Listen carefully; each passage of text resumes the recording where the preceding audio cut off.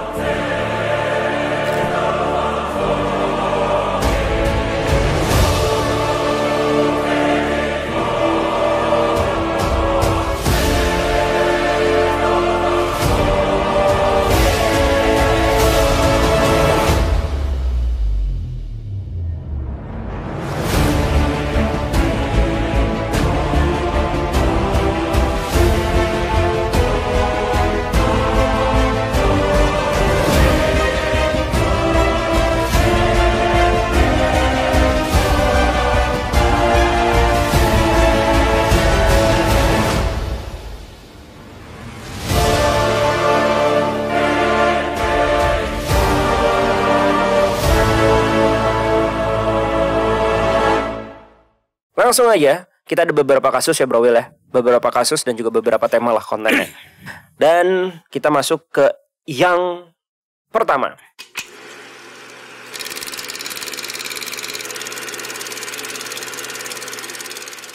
Yang pertama ini adalah banyak yang nanya tentang the story of Adam and Eve.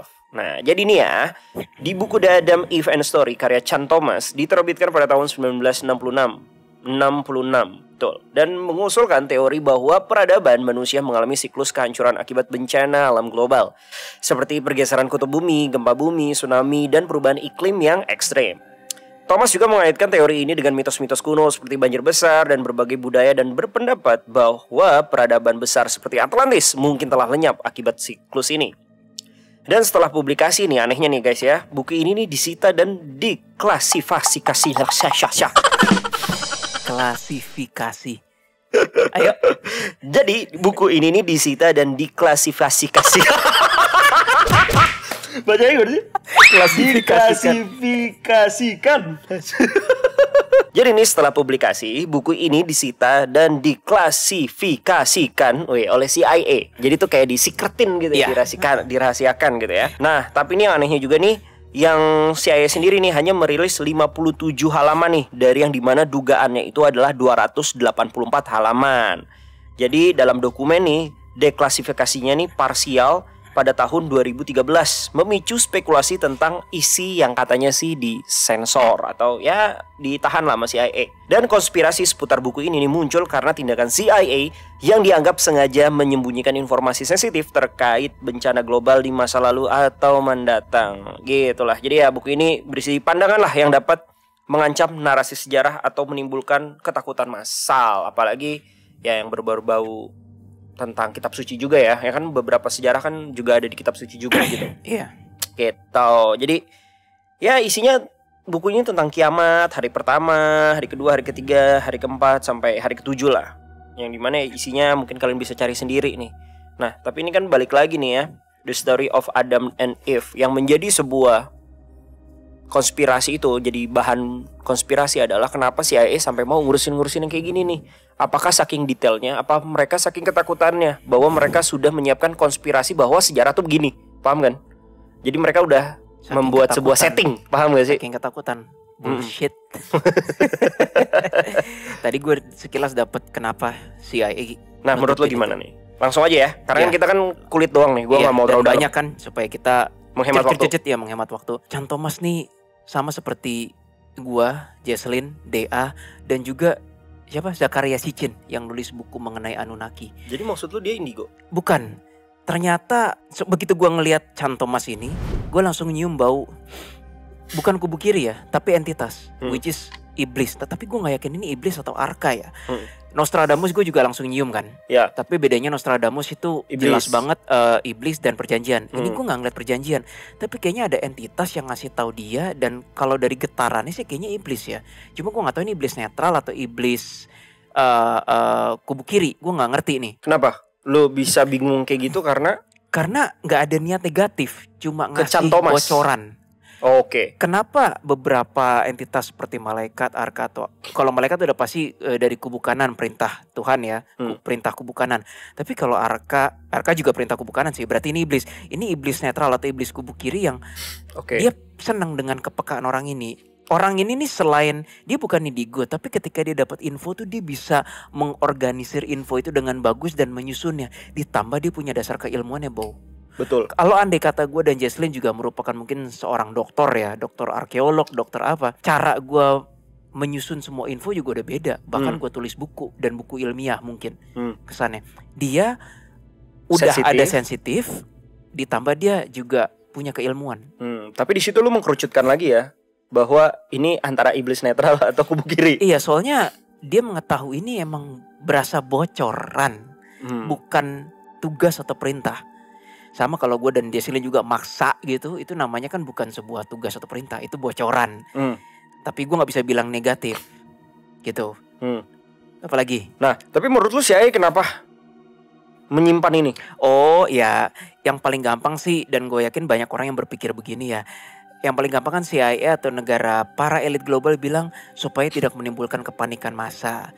Tapi gue rasa motif utamanya adalah buku itu bisa dijadikan motif untuk menguasai dunia. Misalnya, dia menjabarkan beberapa, mungkin benar dia melihat vision-vision kehancuran massal pada masa dahulu. Kan Dan kalau akan di datang. Anunnaki, EEC atau Just kita yang generasi ke-6 itu episode apa ya? Manusia itu generasi ke-6. Anunnaki ya. Kan dibilang kita manusia itu sebenarnya 5 atau 6 humanoid generasi ke-5. Sebelumnya ada jin lah atau apa, we don't know. Nah, mungkin benar dia melihat vision-vision dulu ada kehancuran massal. Tapi sekarang kalau gue jadi CIA, tadi gue ngeliat visionnya, ini kita simpen. Jadi ketika nanti kita mau bikin sesuatu, controlling bumi atau Controlling massa, kita pakai cara ini. Kalau infonya tersebar duluan, ketahuan banget nih kita niru, bla bla bla bla bla. Oke. Nah, ada tambahan nggak dari tim kreatif? Oke Kak, aku mau nambahin dari yang tadi disinggung 284 halaman ya. Oke. Sekaligus tanya sih. Sebenarnya kalau dari impresi buku sendiri, yang konspirasinya yang paling gede itu pihak CIA ingin menyembunyikan informasi dari sejumlah 284 halaman itu, terus dikurasi hanya menjadi 57 halaman yang boleh dipublikasikan. Ada impresi seperti itu nggak dari CIA-nya? Jadi intinya disembunyikan gitu gue ya? Iya. Atau ada informasi yang nggak boleh tahu dunia gitu. Nah kalau nggak salah satu YouTube channel Y-Files ya, itu udah pernah ngebuat konten ini kalau nggak salah gue ya. Dan katanya dia mendebang atau apa ya? Mendebang tuh bahasa Indonesianya apa sih? Mematahkan sebuah statement teorinya, konspirasi ini tuh dibantahkan soal halaman ya. Karena dia beli langsung ya katanya. Karena dia beli cetakan cetakan aslinya gitu. Beli cetakan aslinya itu emang 54 halaman. 57 halaman. Jadi tidak 284. Tapi logikanya cetakan asli itu kan boleh dipublikasikan, balik lagi ujung-ujungnya ya udah deh, lu gue lepas, gue nggak permasalahin sama CIA, tapi lu cuma boleh publikasikan apapun itu lu jual ya cuma 57 halaman ini, sisanya gue simpan secara logika. Ya kan? Jadi walaupun si Y-Files itu udah beli, ya konsepnya adalah lu beli yang udah boleh dibeli gitu. Iya. Bisa jadi dia ini 284 halaman. Pertanyaan gue, Bro Will, menurut lu apakah betul hanya 57 halaman aja? Ini 1967 kan. Lu ngerasa nggak si Chan Thomas ini emang ada apa sih namanya intervensi dari CIA? Nah, lu bisa ngerasain nggak dari foto? Belum jelas banget, belum. Coba bentar ya, Chan Thomas. Dia agak kurang peduli sih. Dia bener-bener kayak mirip Zakaria Sitchin dan ataupun penulis-penulis lainnya termasuk Nostradamus. Pokoknya gue nulis ini ada info padat, penuh, singkat, nggak singkat, padat, penuh, gue tulis aja gitu. Dia mana tahu abis itu mau diapain infonya kan. Nah tapi setelah itu kayaknya bener. Ini gue masih 50-50. Gue sekilas patahan-patahan vision kayaknya bener. Bahwa CIA ya memang nggak keluarin semuanya. Soalnya gini, ini logika sederhana ya. Enggak, jadi statement lu di awal benar, Bro Will. Mendukung statement lu di awal. Oh iya. 1967 itu kan belum ada internet. Ya. Terus juga nggak segampang lu cepret foto pakai handphone sebar gitu kan. Susah sekali dan negara masih sangat gampang memegang arsip hard copy. Sangat gampang. Dan negara bisa memainkan si distributor dan apa namanya kalau dulu tuh percetakan dan lain-lain. Iya. Kalau sekarang susah, lu satu orang handphone udah habis. Apalagi udah jadi di internet ya, udah masuk internet udah susah ngapus-ngapusnya lagi. Jadi lu berstatement bahwa ini memang lebih dari 57 halaman. Iya, gua rasa demikian. Rasa. Dan gue penasaran sih, kayaknya itu mungkin memang kejadian-kejadian di sejarah yang kalau gue jadi CIA, wah ini bisa jadi bahan contekan nih. Kalau kita mau pura-pura membuat dunia kiamat. Atau enggak, sebenarnya orang CIA sendiri sudah memiliki bocoran-bocoran tersebut. Terus dia lihat bukunya, anjir kok sama, paham nggak? Ini nih sosnya jadi rahasia kita nih. Udahlah nggak usah dipublikasikan lah. Ini aja yang dipublikasikan, ya nggak? Iya. Jadi lebih ke arah strategis biar rahasia yang mereka ya nggak bocor juga gitu kali ya. Banyak spekulasi sih. Tapi yang lu rasain seperti itu ya, Bro Will ya. Emang rahasia itu harus disimpan sama mereka gitu. Ntar, gue lagi dapat info dikit. Silakan Bro Will. Iya, kayaknya kehancuran-kehancuran di masa lalu tuh nggak semuanya murni disaster deh. Ada yang man-made juga. Kalaupun dulu manusia generasi tahun berapa ya gue nggak tahu. Ada. Makhluk apapun itulah. Bahkan gue makin curiga bahwa kalau memang manusia adalah generasi kelima, 4 generasi sebelumnya tuh hancur. Nggak semua murni karena bencana alam, ya karena mereka sendiri. Sekian persen, 50% lebih. Tadi soalnya gue dapet abstrak yang kata mentah, serum dan virus. Jadi gue rasa bagi yang percaya COVID itu adalah senjata biologis, kayaknya hal seperti itu pernah dilakukan juga dulu. Oke. Sekian ya, cukup ya. Nggak usah, kita kulit luarnya aja ya. Iya. Nah, mungkin kalau teman-teman di sini semua suka dengan kontennya boleh komen di bawah ataupun wah ini kayaknya cocok nih untuk diisi atau apa, ya boleh juga. Ya. Oke, langsung aja kita masuk ke bukan teori, tapi konspirasi kedua. Let's go.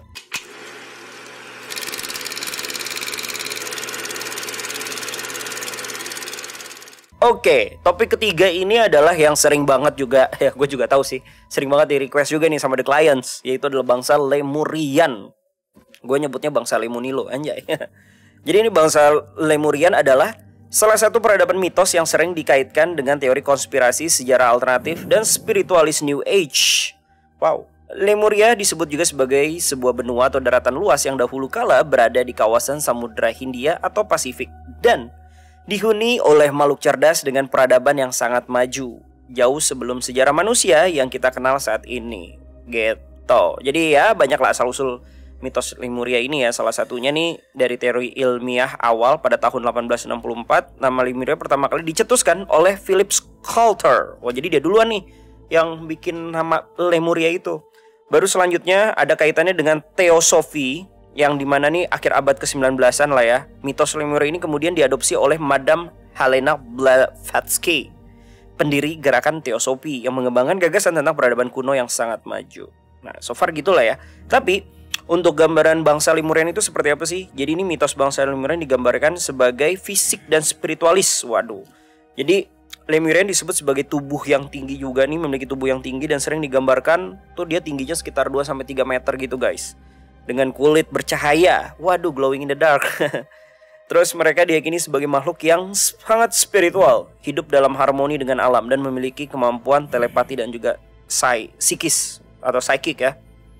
Dan teknologi dan kebijaksanaan. Jadi dia tuh bangsa Lemurian dianggap sebagai yang sangat maju eranya, abadnya dalam hal teknologi. Gue gak tahu teknologinya majunya seperti apa ya. Dan bangsa Lemurian ini ada kehancurannya juga, seperti Atlantis juga ya. Lemuria disebut tenggelam akibat bencana alam seperti gempa bumi dan letusan vulkanik dan lain-lain. Tapi ini nyambung dengan mungkin ya Bro Will ya, pembahasan kita yang di topik pertama tentang si The Story of Adam and Eve.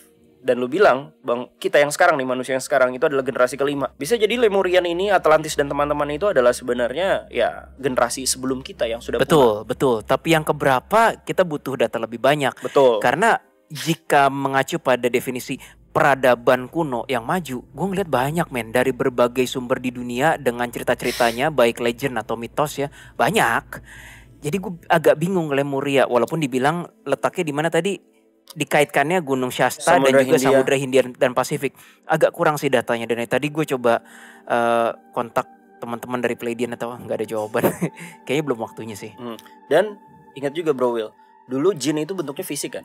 Nah, kita sepakat soal itu. Iya. Ya nggak? Iya. Apa dan dari lihat spesifikasi dia nih, dari ukuran badannya dan lain-lain, kayak elf ya. Kalau di cerita-cerita kita, paham gak Bro Will? Di cerita-cerita yang sekarang ada di era kita ya, ada elf, ada dwarf. Lu sadar nggak? Timeline-nya jin aja ya, walaupun kesana lama banget, tapi nggak selama itu loh. Bagi mereka, bagi kita lama.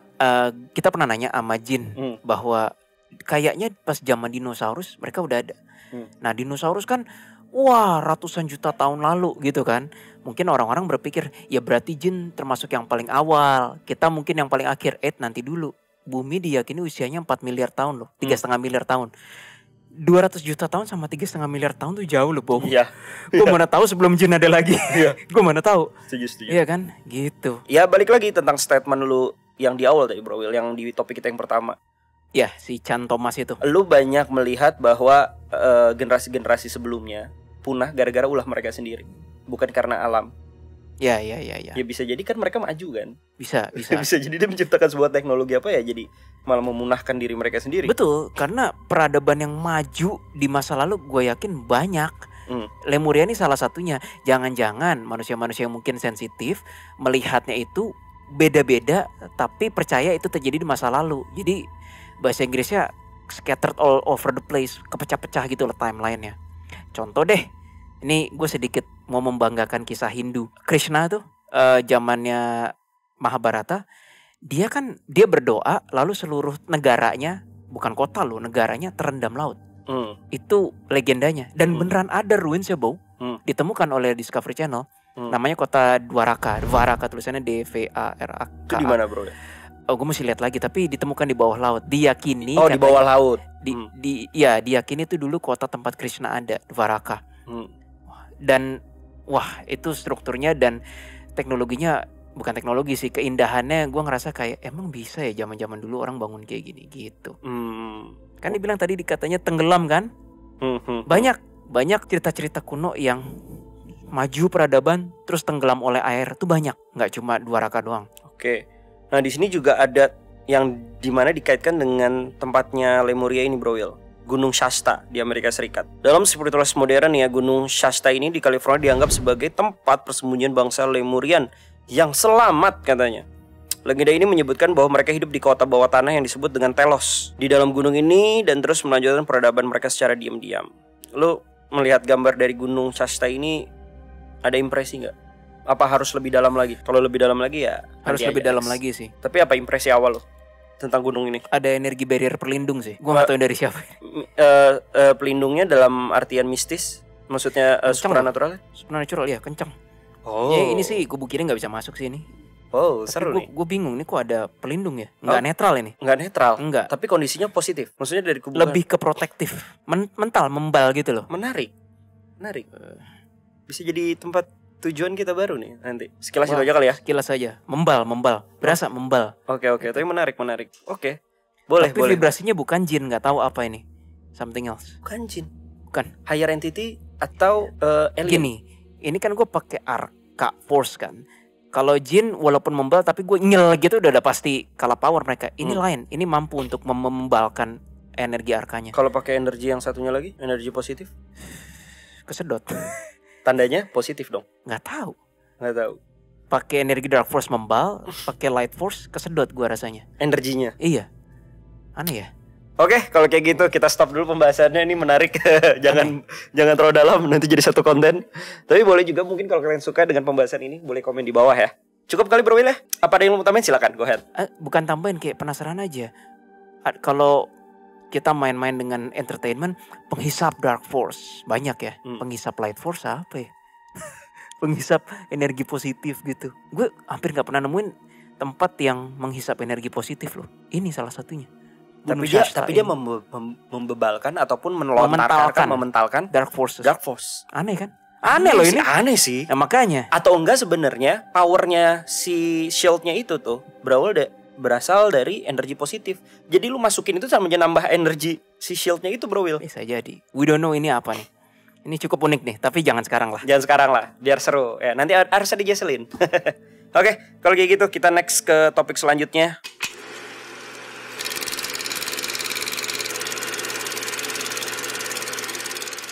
JFK, John F. Kennedy. Wow, ini juga udah banyak banget the clients yang minta. Yang dimana JFK kalian udah tau lah ya. Kasus penghabisan nyawa Presiden Amerika Serikat John F. Kennedy pada tanggal 22 November 1963 di Dallas, Texas. Ini sebenarnya sempat yang mau kita bahas juga, tapi belum kita bahas ya kan. Dan gimana ya? Ya banyak lah ya kasus-kasusnya penuh dengan konspirasi. Kalau gue jelasin detailnya kayaknya bakal lama banget. Nanti aja di konten kita selanjutnya. Ini pasti bakal soon to be sih, akan kita jadiin konten.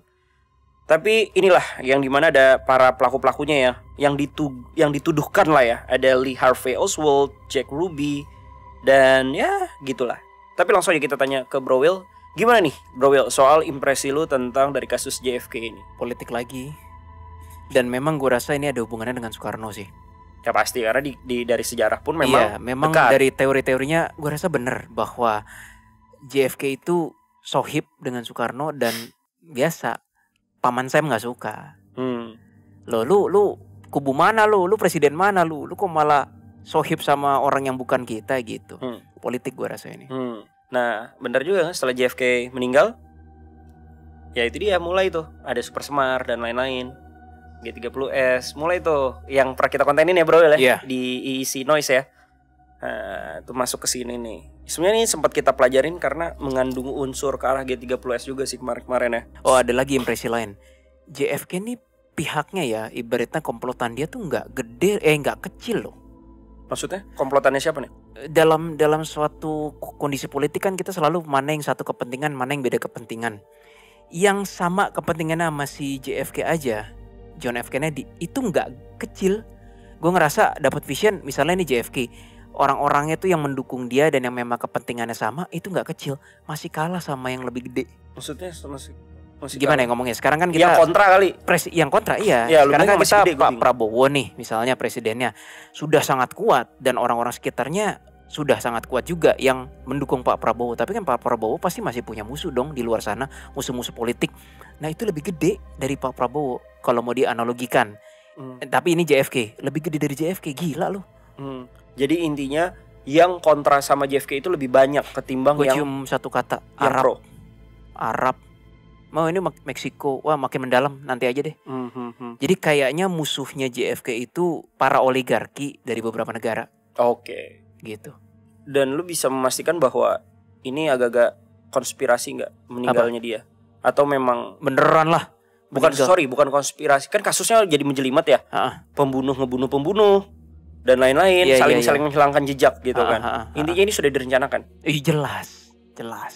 Bukan karena wah ini nggak suka karena nggak suka JFK, der gitu. Gue nggak usah ngeradar ya, JFK meninggal di mobil aja dibunuh itu juga udah pasti direncanakan, nggak mungkin nggak. Setiap step by stepnya. Iyalah gila itu nggak mungkin. Ini nggak usah pakai penerawangan supernatural juga udah pasti direncanakan total ini. Sama seperti Abraham Lincoln yang lagi di gedung opera atau apa pakai pistol dari jarak dekat itu juga udah direncanakan itu. Actually semua pembunuhan presiden gua rasa direncanakan sih. Iya pasti sih kalau kagak. Lah tapi Trump kemarin masih selamat. Itu kayaknya direncanakan tapi rencana Trump sendiri. Itu dari gua sih, gua nggak tahu. Kamu juga Trump kan nyeleneh. Gitu-gitu dia sama Biden nggak get along loh. Iya sih. Yeah. Ya kita lihatlah gimana. Trump lebih pengen cinta dagang, cinta damai, Bidennya cinta elit global. Tapi gimana lu lebih ya dua-duanya mungkin agak kurang baik gitu. Kalau gue tanya teman-teman gue di US, lu lebih prefer mana? Bukan gue, teman-teman gue yang di US orang Indo, mereka bilang sentimennya memang lebih pengen prefer Trump. Trump itu masih ada unsur kayak negara kita harus maju, perdagangan harus jalan. Kalau Biden itu katanya cuma mentingin oligarkinya aja. Oke. Ngikutin pesanan-pesanan elit global itu. Terutama yang diceritakan oleh, sorry ya gue sebut nama YouTuber ya, tapi emang bener sih YouTuber namanya Benix. Itu siapa? Ada YouTuber saham investasi Indo. Oke. The Big Five itu. Itu salah satu elit global. Gue lagi meneliti itu. Gue sebut aja deh. Ini udah bukan rahasia umum kok. US itu pemasukan terbesarnya itu bukan klub sawit, bau. Tebak apa? Apaan? Jual beli senjata, peredaran senjata. Lu tau nggak negara pengekspor senjata terbesar di dunia tuh ya apa? US.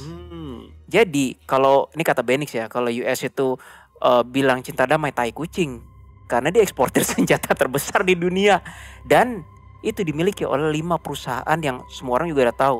Raytheon, General Dynamics, Lockheed Martin, Boeing, satu lagi Northrop Grumman.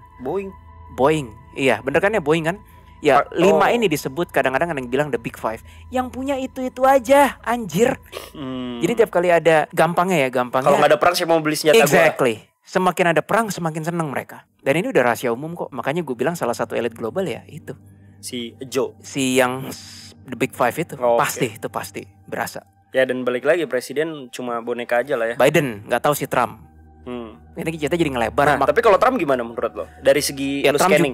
Trump lu pernah nggak scanning Trump? Apa impresi lo?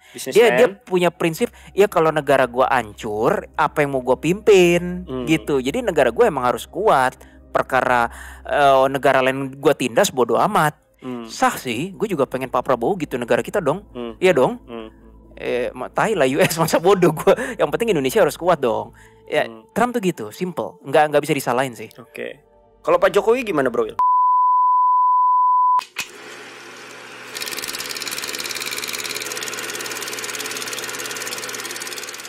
Oke, topik selanjutnya. Ini yang nggak mau dibahas juga sih sebenarnya sih.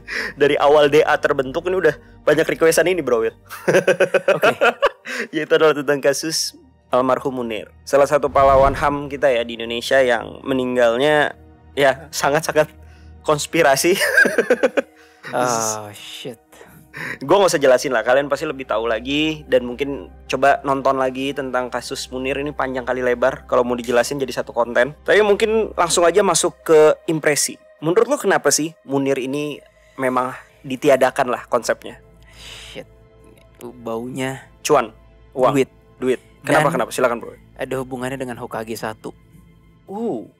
Jadi kayaknya ya ini baru sekilas vision abstrak pecahan-pecahan kan. I think Munir dilenyapkan bukan karena dia koar-koar mengkritisi kebijakan pemerintah deh. Dan tentang aktivis HAM. Dia punya akses ke sejumlah besar nominal uang Munir ini. Serius, dan feeling gue ini ada hubungannya dengan Hokage 1 yang notabene pengen diambil secara paksa oleh Hokage 2. Jadi ada 2 Hokage yang berkaitan dengan ini. Which is kalau kita mikir secara psikologinya dan politisnya ya, kalau gue jadi Hokage 2, loh kalau harta dari zaman Hokage 1 bisa gue ambil, kenapa enggak? Nah, gue gak ngerti gimana si Munir punya akses terhadap. Gue disuruh stop ngomong. Sama siapa? Gak tahu, gue dibentak tadi barusan stop ngomong gitu katanya. Tapi kayaknya ada hubungannya dengan itu sih. Sekali lagi motifnya ini. Jadi bukan karena dia terlalu vokal dalam urusan HAM dan mengkritisi I pemerintah. don't think so. Karena I kita don't think so. ketahui ya bahwa pada era zaman Hokage kedua kan, Bisa jadi kalau misalnya dia koar-koar, ya bisa jadi. Tapi intinya sih dia punya akses ke sejumlah besar uang. dan itu menjadi alasan Iya, terbesarnya sebenarnya. belum tahu gimana caranya dan kenapa. Tapi motif dari sesungguhnya lebih ke ini. Bukan karena wah lu tukang kritisi pemerintah, bukan. Gitu. Tapi itu menjadi hal yang menurut gue wajar Bro Will. Karena kita tahu bahwa era Hokage kedua itu kan ya orang yang sangat vokal kan memang siap-siap hilang ya. Bahasanya kayak gitu kan. Sudah wajar untuk hilang. Gitu, Apakah itu sebenarnya, sorry nih Bro Will gue potong. Iya. Apakah itu sebenarnya cuma untuk menutupi aja? Bisa jadi loh karena Bisa lu jadi. sering karena itu ya jadi kasusnya sampai sekarang udah ganti presiden pun berkali-kali Indonesia yang katanya dijanjikan untuk menguak kasus Munir kagak dikuak-kuak. Munir nih dia punya satu kelebihan gue lihat dari wajahnya dan namanya. Entah kenapa orang tuh kayak percaya sama dia. Maksudnya orang tuh gampang Lo kalau bisa believe gampang percaya, iya. Lo karena kalau smartnya dia mungkin. bisnis sama orang kan kita punya feeling nih orang penipu nih, Iya, orang iya, nggak iya, jujur nih. Nah kalau orang bisnismen atau apa dari memori visionnya, orang tuh sama Munir kerasa enak, nyaman, kerasa nggak bakal di backstep gitu loh. Dia orang baik bahasanya. Ini nggak mungkin aneh-aneh nih kalau gue Dia bisnis sama berasa dia. pegang kepercayaan, bisa gitu loh. Tapi aslinya lu lihat orangnya baik gak? Berdedikasi tinggi. Setelah kita tahu juga lah ya kinerja beliau, aktivis-aktivis yang sudah dia lakukan gitu kan, itu sangat-sangat luar biasa sih sebenarnya. Pure memang tulus kah karena ingin mengoreksi pada zaman dahulu yang memang dari segi Lumayan, HAM-nya agak energinya lumayan besar. Tapi gue nggak bilang 100% sih. Hmm. Pasti dia juga ada kepentingan, entah mungkin memajukan negara lah, atau mungkin ada unsur menghidupi dia sendiri, harta kan. Tapi cukup besar. Jadi lumayan tulus lah ya. Ya, Tapi ya dia pun juga sedikit realistis juga dong, gitu konsepnya. tulus tapi masih realistis. Ya itu. Kan ada orang tulus 100% tuh dia Ya, ada yang meninggalkan tulus. kehidupannya dia. Ada yang, sorry ya, ini bukannya gue mendiskreditkan tokoh ini, tapi saking gue hormatnya, ada yang tulus nggak realistis sih. Mother Teresa. Siapa lagi tuh bro? Lu nggak tahu Mother Teresa? Itu tulus tapi nggak realistis. Dia menolong orang sakit, dia menolong orang kelaparan. Kalau di zaman ini masih ada Mother Teresa, ketularan men. Lu ketularan dan pasti lu either you're dead dengan cepat karena virus-virus lah, penyakit. Tapi Mother Teresa nolong semuanya itu nggak mikirin dia akan meninggal atau enggak. Makanya gue bilang itu tulusnya 100%, tapi nggak realistis. Oke. Sekali lagi itu bukan mendiskreditkan ya, tapi bentuk penghormatan gue yang tinggi. Kalau ini Munir masih ada unsur realistisnya. Ya wajar sih. Malah kalau terlalu tulus kan kasihan keluarganya. Ya. Dia dia harus bertanggung jawab juga dong. Betul. Kalau Mother Teresa saya ingat kayaknya nggak ada keluarga kan, dia suster seorang diri kan? Gak tahu, Virgo juga gak tahu. Kita dari background yang berbeda bro. Ya barusan tim kreatif bilang bahwa ya memang Mother Teresa nggak berkeluarga, nggak ada suami, nggak ada anak. Jadi memang udah diabadikan diabdikan tulus untuk kemanusiaan. Ya. Gue inget quote-nya Mother Teresa itu bahasa Indonesia langsung ya, dia kan ngomongnya bukan bahasa Indonesia. Tapi dia bilang gini, kita tidak selalu bisa melakukan hal besar, tetapi kita bisa melakukan hal kecil dengan kasih yang besar. Dalam banget. Bahasa Inggrisnya, we cannot always do great things, but we can do small things with great love. Wow. Ya itu. So itu 100% tulus. 100% tulus. Jadi sering-sering lah bercinta guys. Nggak masuk ya? Kan love, cinta. Ya kan? Tampolin dong cowok lu dong, tampolin. Gua nggak bilang siapa ceweknya, tampolin dong nih cowok lu nih. Oke, cukup kali ya bro ya. Cukup. Kita masuk ke next topic. Let's go.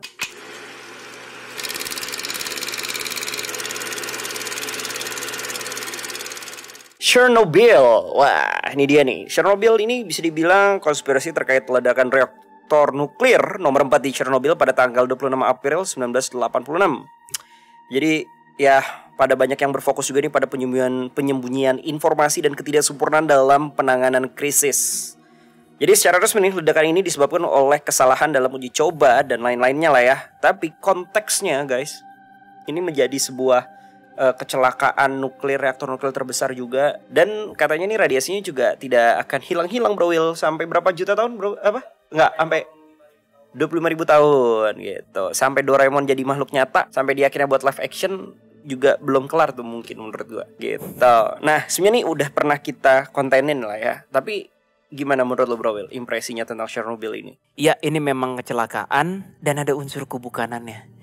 Karena kalau ini kecelakaannya terjadi dengan skala yang lebih besar, wah itu makin lebih parah. Itu aja 25.000 tahun dan dengan luas yang segitu banyak. Nggak kebayang kalau berapa reaktornya dan teknologinya lebih gede lagi, nggak tahu kan. Jadi memang sengaja dihentikan oleh kebukanan ya. Iya. Yap, pokoknya lebih lanjut lagi kalian langsung aja nonton episode kita. Kita udah jalan-jalan ATI juga ke Chernobyl, apalagi di sana agak aneh ya arwahnya Bro Will ya. Ya, itu salah satu tempat di dunia yang gua nggak tahu kenapa, tempat di mana arwah-arwah yang murung berkumpul di situ semua. Jarang-jarang gua ngeliat tempat kayak gitu. Di Indonesia pun gue jarang ngeliat kayak gitu.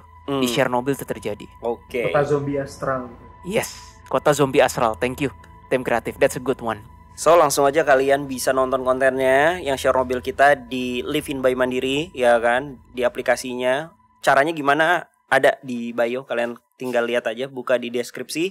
Di situ ada deskripsinya tentang gimana caranya kalian untuk nonton konten kita di Live in by Mandiri. Itu ada Chernobyl dan apalagi Bro Will, satu lagi Area 51. Iya, mengunjungi kembali Area 51. So kalau kayak gitu kalian bisa langsung aja nonton konten kita di Live in by Mandiri, ya kan? Caranya gimana lebih detailnya langsung aja kalian lihat di link deskripsi kita, itu ada linknya juga, kalian bisa klik. Ataupun ya ada juga ada kode, setahu gue ada kodenya juga Bro Will, apa? Go ya. Ada kodenya juga, ada hashtagnya juga yang dimana kode vouchernya tersebut kalian bisa mendapatkan tabungan sebesar 50.000 setahu gua. Ya, jadi lumayan banget. Udah tanpa biaya, ya kan? Malah dapat uang lagi ya kan? Dapat tabungan 50.000. So kalau gitu langsung aja kalian tonton ya. Di situ ada 2 episode, ada tentang Revisiting Area 51 dan Chernobyl. Chernobyl.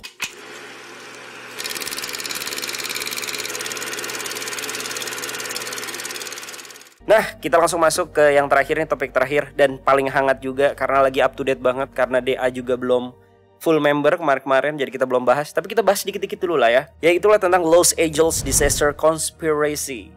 Jadi kebakaran yang bisa dibilang melanda Los Angeles dan itu pun juga di distrik yang bukan distrik sembarangan, distrik orang-orang mewah, orang-orang kaya dan artis-artis, Paris Hilton dan lain-lain, ya kan. Di situ tinggal di sana. Tas-tasnya gimana tuh ya, kebakaran semua dong ya? Lu mikir tas-tasnya, lu tau gak segede apa sih itu? Segede apa Bro? Segede 1 Jakarta Utara men. Wow. Jadi lu nasi campur lah, nasi babi lah, Chinese food lah, semua udah hilang semua. 1 Jakarta Utara loh, itu gede banget. Gila, gokil. 140 kilometeran persegi per tadi gue update ya. Sedangkan Jakarta Utara juga sekitar segituan, 140 kilometeran dan udah padam belum sih sekarang, apa masih terus berlanjut? Terakhir sih belum padam tuh kata Inner Circle. Oh belum ya? Masih.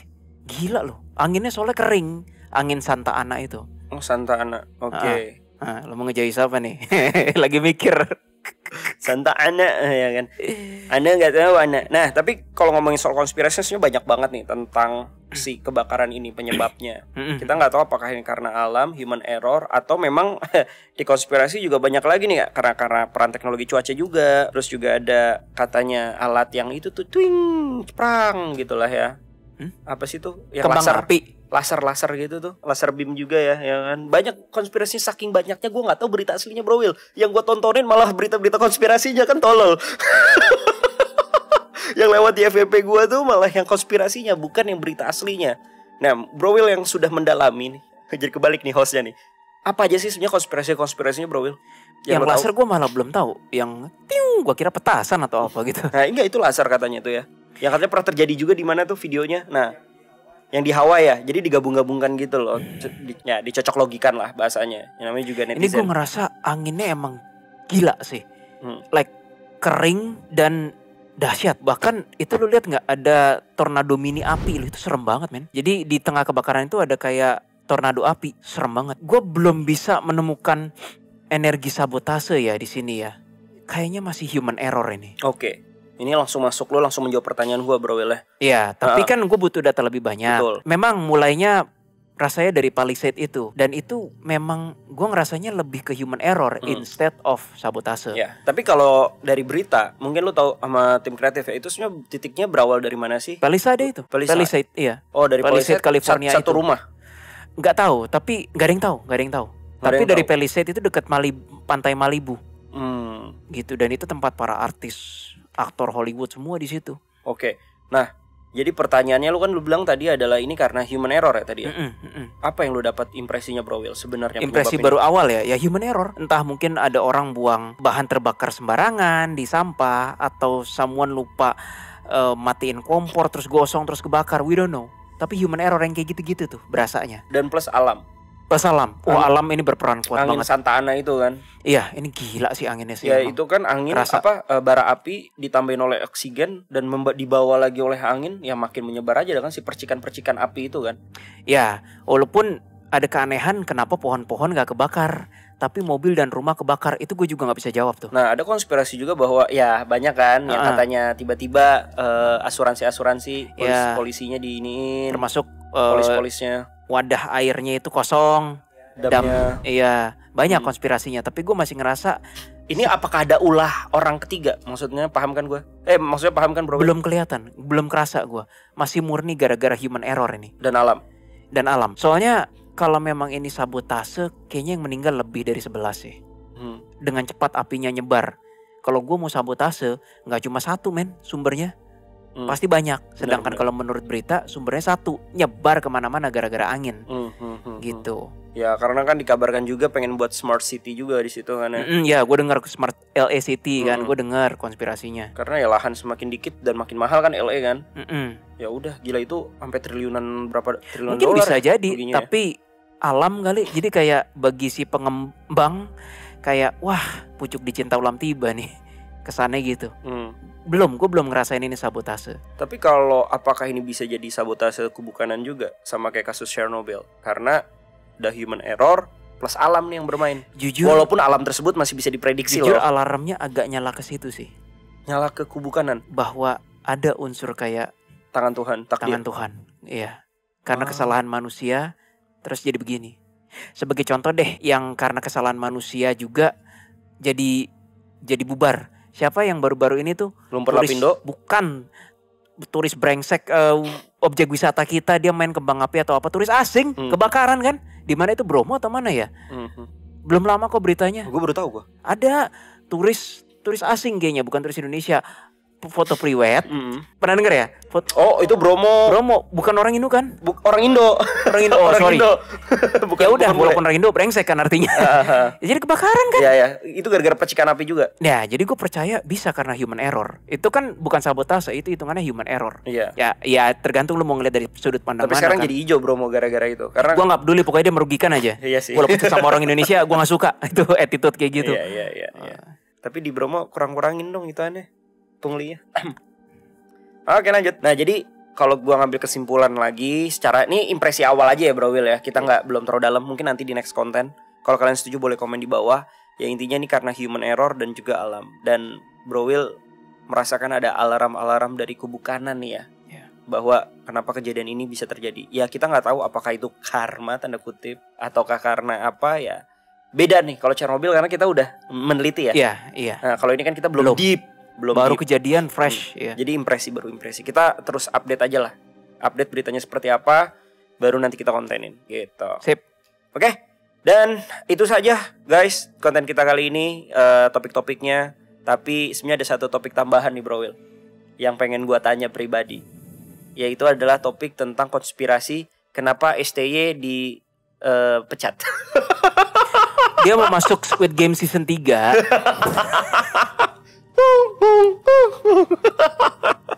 Jadi ini serius nih Bro Will. Gue nih nggak apa-apa lah, pertanyaan hiburan aja lah buat the clients gitu kan ya. Okay. Gue ya dari sudut pandang para pecinta bola ataupun para pundit-pundit kan pasti pada udah punya reaksinya sendiri-sendiri ya. Lu udah dapet fotonya STY? Boleh lu coba ini. Nah STY ini nih sebenarnya kan sudah mengukir sebuah prestasi buat Indonesia gitu kan. Iya. Walaupun memang kemarin Pak Erick Thohir sendiri juga sudah melakukan banyak podcast di mana-mana dan gue mendapat gambaran jelas memang kayaknya sih ada ya dari komunikasi lah ya antara si pelatih dan juga para pemain diaspora sekarang gitu kan. Dan makanya dicarinya pelatih baru, Kluivert. Aduh, Kluivert yang dimana dia asal Belanda dan ini ya Kluivert ini. Ya. Nama aslinya siapa? Patrick Kluivert. Kalau lagi lapar dia makannya Patrick Kolempert. Kalau lemper. The Clients deh, lucu nggak lucu kan? Gak lucu. Itu Jayus guys, itu Jayus sumpah maksa. Gimana nih? Kalau dari STY dulu lah, menurut lo, gue yakin pasti para fans STY, gue juga termasuk fans STY ya. Gue mengikuti sepak bola Indonesia udah lumayan juga, dan gue suka sepak bola. Sebenarnya sangat disayangkan, tapi alasan logis juga kenapa dia diberhentikan gitu. Tapi yang nggak logis itu kenapa harus Patrick Kluivert? Sebenarnya nggak ada alasannya, terlalu abu-abu semuanya. Intinya dinamika, kalau katanya Pak Erick Thohir, dinamika terjadi perubahan. Dan kalau dari sudut pandang gue sendiri untuk beropini nih, kayaknya gara-gara kejadian Indonesia China yang diprediksi seharusnya bisa menang, tapi kenapa di situ ya banyak pemain-pemain Indonesia yang tidak dimainkan dari awal dan lain-lain lah. Intinya tidak ada intervensi, tidak mau ada intervensi lah si STY tersebut. Sudah mulai tidak ada sudah benar-benar keras banget nih, tidak mau ada intervensi dari PSSI atau manapun, karena kan ya itu laga penting sebenarnya untuk Indonesia. Pas melawan China itu, dimulai dari situ tiba-tiba ya udah tuh mulai komunikasi mungkin agak berantakan dengan PSSI juga kali ya. Akhirnya solusinya adalah karena kita pengen ke Piala Dunia, digantilah ke pelatih yang baru, pelatih Belanda. Tapi gue sangat sayangkan sih, kenapa harus Patrick Kluivert? Kenapa nggak Erik ten Hag? Kalau Erik ten Hag kayaknya nanti jadi MU kedua kita, karena kita sama-sama merah bro. Kenapa nggak Safi gitu kan? Nah ini gue lagi ngebandingin gambar yang Pak Erick Thohir salaman begini nih, yang salaman begini bersama STY dan bersama juga Patrick Kluivert kan. Nah gue lagi ngelihat dua foto perbandingan nih, Pak Erick Thohir yang salaman bersama STY dan Patrick Kluivert kan. Ini STY gue akuin mentalnya hebat sih. Pas salaman ini pas dia juga udah mau selesai ya masa. Kayaknya nggak, itu udah lama. Oh, udah lama. Tapi dari sini aja ini tipe orang yang kalau udah selesai, misalnya dia diberhentikan atau apa, dia nggak punya masalah dendam personal atau apa. Dia tanggung jawabnya besar, dia bilang, oh oke, masa kerja gue udah selesai, ya udah gue berkarya di tempat lain. Hebat sih STY ini ya. Terlepas dia bahasa Indonesianya juga masih ya begitu. Gue nggak bisa berkata-kata sih. STY hebat sih, gue akuin. Nah, lu mau lihat foto STY yang terbaru nggak? Boleh, mana? Sini. Tuh, bentar. Nih ada teman gue habis foto sama dia, kayaknya hari ini. Ini udah diberhentikan nih. Itu terbaru hari ini. Menurut lo dia udah ikhlas belum? Ini per tanggal berapa sih kita buat konten? Tanggal 12. Dia lagi bikin farewell party gitu. Di foto yang terakhir ini dia ada sih, udah ada attachment, sudah ada keterikatan dengan Indonesia dia. Ya dia punya sekolah bola di sini. Enggak, maksudnya ke cinta Indonesia. Ya, emosional. Wah. Sense of belonging, attachment, apa ya bahasa Indonesianya? Apa ya? Rasa ya ada. Makin berat gue nih. Makin berat gue move on dari Tadi foto yang ini lebih ke profesional, ini dia udah ada personal, tapi masih sama pendapat gue. Dia ikhlas gak ikhlas, tapi ya sudah, gue kalau misalnya diberhentikan ya orang sudah, Korea gue sih. ke chapter baru in my life gitu kan. Enggak, dia nggak akan berbuat yang aneh-aneh kok. Ada selek nggak dia sama Indonesia atau sama, mungkin dia tahu nih adalah permainan, atau emang ini gara-gara salah gue atau apa, gimana menurut lo bro? Nggak mau ikut campur dia. Dia gak mau ikut campur kerja dia aja lebih gitu ke arah sedihnya aja, kayak karena walaupun ini Indonesia bukan Korea, tapi ya lu bekerja bertahun-tahun kan, ada rasa 5 kayak 5 tahun ya? Kurang lebih 5 tahun. Ada rasa kayak ini yang udah gue besarin gitu. Ada. Itu mungkin kultur orang Korea kali ya. Dan dia shock culture sama Indonesia. Dia bilang kayak, kok bisa orang Indonesia tuh cinta itu sama gue gitu sih. Supportnya gitu loh, yang seharusnya pemain yang lebih terkenal gitu kan, tapi ini malah pelatihnya yang lebih terkenal ketimbang pemain-pemainnya gitu. Dia bingung di situ. Ya itu semua kan akan balik lagi dengan bagaimana dia melatih orang. Gue rasa ya, gue juga pernah jadi dosen kan. Ini nggak bisa dipukul rata, tapi selama niat dari pengajar adalah untuk membuat muridnya melebihi pengajar tersebut, gue rasa itu pengajar akan dicintai. Dan itu STY. Kalau banyak dosen dan mengajar lain niatnya mengajarkan murid nggak boleh melebihi dia, banyak. Padahal sejatinya guru, pengajar atau dosen atau apapun itu adalah membuat muridnya melebihi gurunya, betul nggak? Betul. Kalau sekarang murid diajarkan untuk nggak melampaui gurunya, ya kapan majunya seluruh dunia? Malah kalau lebih pintar dianya merasa tersinggung. Iya, itu goblok menurut gua. Dan banyak yang kayak gitu, masih banyak dosen-dosen kayak gitu ya. Gua kan dulu dosen. Sinteyong enggak. Sinteyong pengen, ya ini konteksnya dia pelatih timnas ya, susah. Jadi tapi dia pengen kayak karya gua ini jadi yang ngalahin negara-negara lain the best. Mau dia. Udahlah buat patung lah, patung ST lah di GBK. Jadi sayang banget dong ya cabut dari Indo ya. Iya. Nah, kita balik lagi ke yang satunya lagi Bro Will.